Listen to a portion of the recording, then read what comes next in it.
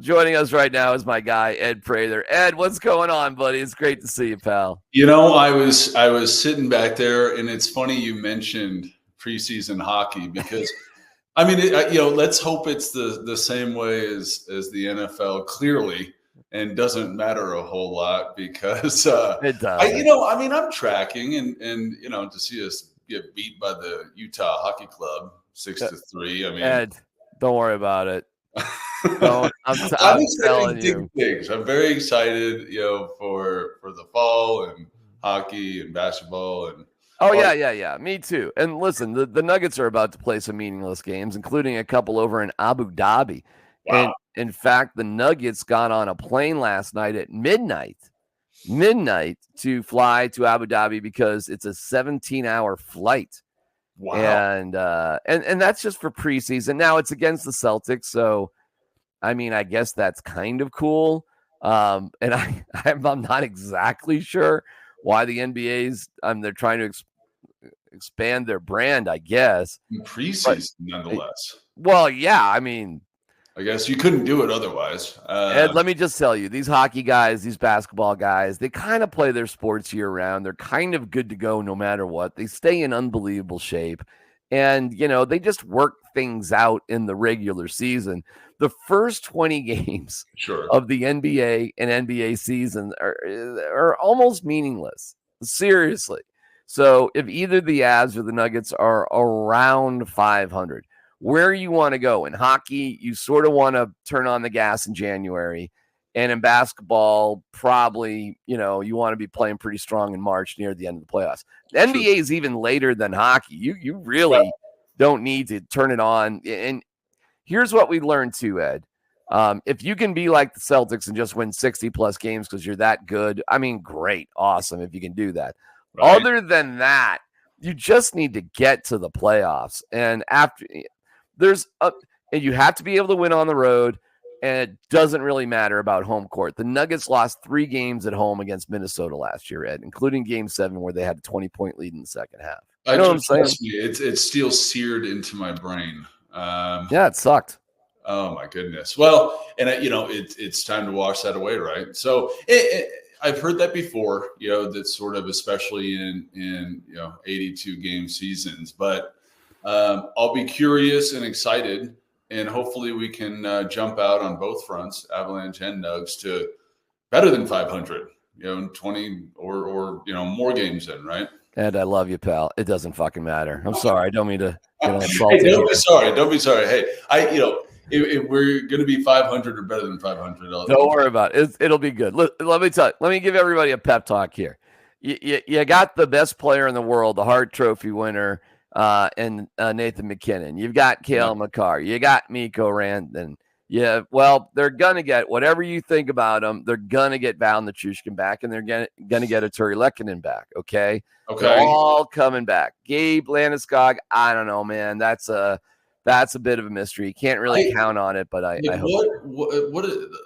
I guess I'm just so lost there. It's kind of the same to me as Christian McCaffrey, where I think us as fans are like, oh, okay, you're hurt. Worst case, it's going to be an off season or something. And Gabe, what is it? 2.5 years? What is happening here? Yep. It's a terrible injury.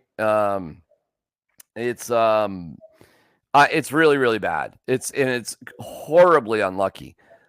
Because it's a skate blade caught him between his pads on his leg and just a terrible spot. And it's just been terrible because he can walk around just fine. He can even skate just fine. But it's the stability to do really dramatic movements at a world-class pace that you need to do to be a professional hockey player. Sure. So lifestyle, fine, but he's just not there strength-wise, flexibility-wise to do what you need to do at the NHL level. And I don't know I hope he does. I hope he can come back. But it's tough, man. It's tough. Lonzo Ball has the same exact injury. And he's been out for the same amount of time as Gabe Landeskog out of the NBA. He hasn't come back either. So it's an unusual injury. There is no precedent of an athlete having this injury and returning to play in the NHL ever. So So what is the expectation? I mean, we always flirt with this narrative of like, oh, Gabe could come back in the playoffs last year. I mean, or yeah, I yeah, mean, yeah. obviously this year, but Nobody knows. No, literally nobody knows with this injury. And okay, anybody who says they know is lying. They don't know. Nobody knows. The only thing that you know is his strong desire to try to return and recover and come back. And that's incredibly admirable. sure. And I've seen Gabe Ed out there by himself doing rehab skating, and it is painful to watch. Mm, It's not fun. He does there's it's not like they're trying to ignore him or anything. There's just oh, certain things that he has to do on his own that nobody really can help him with. And it's wild, man. It's a trip, it's sad. And I love Gabe. I think he's amazing. oh my So God, me too. we'll see. Meanwhile, let me tell you about the Nuggets, bro. They've got the MVP. His name is Nikola Jokic. So you're going to be in the playoffs. Feel better? I do, but that's the problem. And That's it. it's the opposite of the Broncos because, for so many years, even, for me, even through like the greasy years, but we had a franchise that was a winning franchise. And so you had big expectations and like you chip away at that since 2015. And it's been tough. And like, I don't even know what to say about that. Ed, let me tell you, buddy. When we're raising another banner and having another parade for the Nuggets, this will seem like the Well, silliest of all conversations. and that is, when you look at the Nuggets and the Avs, the expectations are high, especially with the rosters, and it's exciting. Yeah. And gosh, you can only hope for the best. Well, I'll tell you this: between the two of them, and both teams are going to be really good. Okay. Yeah. But I would favor the Nuggets in this department more than the Avs because hockey's just absurdly unpredictable. Right. Absurdly unpredictable. Basketball's actually pretty predictable. That's why what happened with the Nuggets in the playoffs against the Wolves was kind of shocking because it went against the norms of who they really are, especially at home. But we'll have time to talk about that. We're celebrating the Buffs. We're celebrating the Broncos, Ed. Here we are in October, and both of our football teams are doing great. How about that? Ed? What a game. I mean, hey, a W is a W on the Broncos side of things. And the Buffs, that looked like a signature game to me. Going back to the opener against TCU last year, where you're like, wow, this team has something, and I hope that we continue on that path, of course. But it's so exciting, especially down in Florida. I mean, like, wow. And now you can torture your kids by taking them to a football game. we're close. I'm working at the slowly and steady. Especially. How old are your kids again? 5 and 7. That is close. That is close. I've got gear for them. Now that is close. Know what it is, So it's exciting because it's the theme in our house, especially this time of year when everything is launching. And I am excited just like you to get through the preseason for hockey and Nuggets, but like it's awesome. I will tell you this though, the game to not take them to would be the Kansas State CU Buffs game because it's a Saturday night at 8:15. It is going to be one of the biggest drunk fests of all time as Kansas State is a top 25 team. And with the win, CU would certainly crack the top 25 as well. I was hoping so. Oh yeah, they win that game and they're 5-1. Oh, for sure. Okay, State. But this week, I haven't seen the updated ranking. I don't think they're in it this week. Okay. I think it has come out. All right, I can look that up. I bet it has. I was thinking about that. In K-State, what's that in 2 weeks? We got 2 weeks. There's a bye week. Yeah. So yeah. Talk about a signature game. And to me, this was similar as the idea of going into Oregon, where it's like, wow, this is going to be hard. Like this is a known opponent. And of course, let's see what we can do. If the defense plays well, the offense gives you a shot. Yeah, they're not in there. Kansas State is ranked 20th. CU's not in there. They only got, I think, one vote for the top 25. So there you go. Yeah. So hey, listen, beat Kansas State and you're in. That's it. Win your games, you'll be in. You'll be good. You know what we're hoping is good, Ed? We're hoping the real estate market is good. That's what we're always hoping for. So, what is the latest and greatest this week?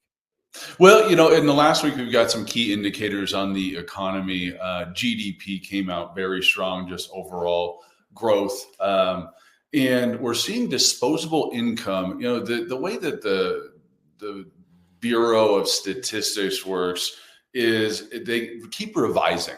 And so, you get an initial number and it might be scary or it might be really good, but the one thing we know is that that's going to change. So they've revised the disposable income numbers and it's gone up significantly. I think like mid 2% to mid 4%, close to 5. And, not to get too far in the weeds, but people, there's more money to spend. Okay. We see rates coming down and we've seen, especially in the last 2 weeks, activity kick way up, so a lot of showings, a lot of property is hitting the market and still, there's so much inventory. It's such a good time to be looking, but we're working with a lot of sellers in creating a plan in some of those folks going live, immediately. And we know, and we see that when properties are marketed well and priced well, they go very, very quickly. Because again, it's a very efficient market. We're all getting the listings sent to us, at 3 a.m. from Zillow and 50 other things. And so we know what's out there. And so the good stuff gets absorbed. So I would say, if you're out there looking, jump on it because although there's a lot, the good stuff is going to move in truly a day or two is not unlikely. Let me ask you about a fun thing. How should your house smell because I'm thinking of the fall and the leaves. Should I get some pumpkin spice, whatever? Oh, I don't think you lose with pumpkin spice. I mean, in our office, that's the theme of the fall is, the unveiling of Starbucks pumpkin, line. But I think the key is, and I will say, gosh, I was in a home a couple of days ago where there had to be 10 dogs. They were breeding dogs and that's okay. But there comes a point where you can get nose blind. Oh my God. And it was something, it's a tough thing, but hey, it's our duty to best position the home. And it doesn't need to smell like blueberry pie, but it needs to smell normal. And that house wasn't. I'll tell you a story. So the home we're in, which is beautiful, we absolutely love it. There was a home very similar right around the corner, not quite as nice as this, not quite as expensive, but close, right there. And we walk in, and it's just like we could tell somebody smoked. We could tell there were smokers in the house. Yeah, and within 3 steps of walking in the house, even though it was almost a duplicate of the place that we live in, we just were like, sometimes you walk in and within seconds, the answer is no, but you kind of do that like, well, the real estate person did open the door. I guess I should walk around and look at the kitchen and walk upstairs and, do all that stuff. But seriously, we just weren't going to do it. We were not going to walk into a house. The house we bought, there were 2 dogs, not 10. There were 2 dogs. Right, which is normal. We're in Colorado. Yeah, that's right. You're right. But we're cat people, not dog people. You're right. I got nothing against dogs theoretically, except. But if you had that hit you in the face, dog smell, whatever it is, it's gonna. We talk about the impression online, like we're trying to get people to click and set up showings and come through the door. But that's the problem is we need both of those impressions. So I got to be honest with you, man. And it's so funny because your guy Dominic, who we love. Oh yeah. Did you know that Kim on our 30th wedding anniversary invited Dominic to join for dinner? Hey, I was a little hurt. I was like, excuse me. Well, hey, when is it? Maybe I should just show up. I know, man. I'm like, she told me that. I'm like, wait, I love Dom. Don't get me wrong, but I'm like, I'm sorry, you did what? And Dom and I were talking about that last week. It was a riot, right? You bring up a good point though, and there's certain things like pets are one thing, but smoke is another. And even if it's faint, there's going to be a big portion of the population that walks in and just goes no. No. So that's the kind of thing where, hey, some people smoke, and that's, I mean, it is, right? It is what it is. But there's ways to combat that. But minor stuff or things that we think maybe could be minor aren't always so, and it can just turn people right around. So, I mean, that's in preparing the home. The Dominic hates dogs. I know. Hates them. And there were two little, like, he's like scared of them. Well, I'm just like annoyed by them, but he's like got like a phobia with these dogs. It's young. I mean, I've been, Dom and I've been together for 5 or 6 years, and so the dogs do not work for Dom. Pizza does not work for Dom. So just but these dogs, so there's 2 dogs in the house, and I'm annoyed by them because they're jumping up on y'all. Dom was like, I mean, he must have been like terrified. And I will say this too. Listen, we love the house, so we could look past that for sure. But take your stupid dogs and give them you're showing the house. Just get them out of there. I mean, lock them in a room. I mean, come on, man. Give me a break. If you talk to any agent that's done business or been doing it for a while, we have all chased cats and dogs down the street, and I'm thinking like, this is part of this little pet is part of your family, and you're letting someone pop open the door, maybe leave open. I mean, it's. I would agree. It all matters, and especially if you have more inventory, like, what's the impression going to be from one that doesn't have dogs and is prepped well and all the lights are on and it smells nice? Yeah. There's one where they run out of there and leave their pets and hey, different people have different ability to set up the house, but in a perfect world. Well, I'll tell you this. We actually go into detail with this with the Ed Prather selling series on the Ed Prather playlist here on this channel. We really get into it. And that was one of the keys to selling our home. FYI, once we were prepared and did things the right way, our house sold in less than 72 hours. We had bids almost right away. We had interest right away, and it happened. And it was because of the right amount of preparation. And it was presented unbelievably. It was photographed incredibly well. And it was a lot of work to get there for sure, but boy, did it make a difference. So I thank you, my man. Hey, and I thank you. It came together, but it was months, and in our case, years long. Just making sure we did it right, and we did it. I'm so happy for you guys, and happy anniversary. Yeah, you're not invited. You're not invited to the anniversary. Dom is invited. You're not. You're buying the wings next time we go watch something. Oh, my God. All right, buddy. We'll talk to you next week. See you. All right, D-Mac. Talk to you soon. All right.